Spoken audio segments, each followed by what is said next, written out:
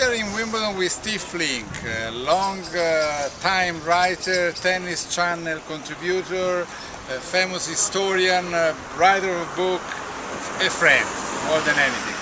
Steve, a comment on this Wimbledon, especially on men. We didn't probably expect some surprise. One was related to an American tennis player, Andy Roddick. And were you surprised the way he lost?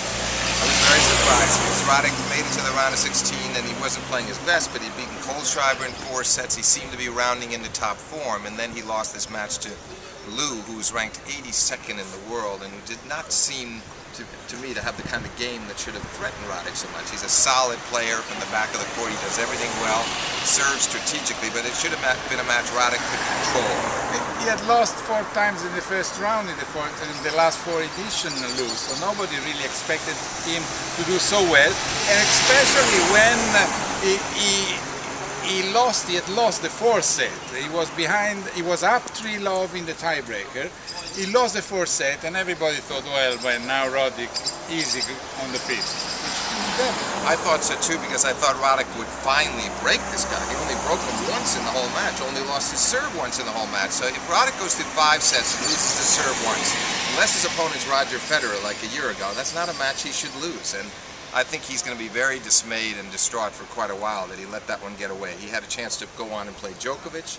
I would have liked his chances against Djokovic, and then he could have earned another meeting with Federer, and now he's deprived himself of that chance. Okay, now we have to talk about the quarters. Actually, the quarters are Federer, Berdic, if we go from up to down, Djokovic, Lou, Tsonga, Murray, and Soderling, Nadal. What do you expect? Well, I expected Berdic, based on the way he's played this year, he's mentally much, much tougher than I think he ever has been in the past. And he had beaten Federer the first time they ever played at the Olympics in '04, then didn't beat him again until earlier this year. But in the second to last meeting, he had Federer down 2 sets to love at the Australian Open of '09 and let him off the hook. So I think that's going to be actually quite a close match. In fact, I really expect a 5-setter there. I think Federer in the end will pull through, but I think Berdic is going to stretch him to his limits.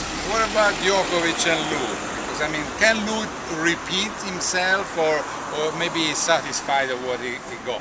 I don't know if he's satisfied, but I think Djokovic from the baseline is going to be hitting much more penetrating shots. He's going to take control of rallies in a way that Roddick did not. Roddick allowed Lou to dictate the course of that match on the baseline, which was a bad mistake on his part. He defended.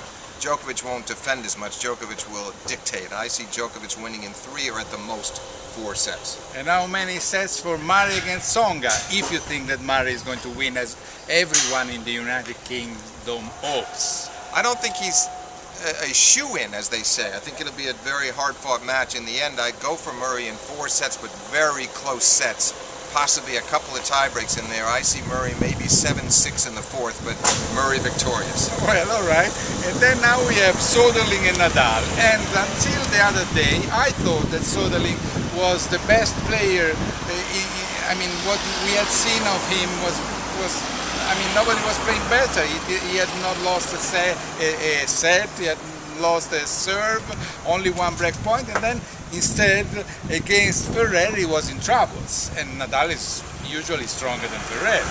Not only was he in trouble against Ferrer, he served at 4-5 deuce in the 5th set, 2 points from losing that match. It was very gutsy the way he pulled it out, but I don't think that's an encouraging way for him to come into any kind of contest with Nadal, who did pick up his game, and he was much more efficient in the way he beat Matu after going 5 sets in his previous 2 matches. So I have to like Nadal's chances. I think Nadal will defeat Soderling in 4 sets.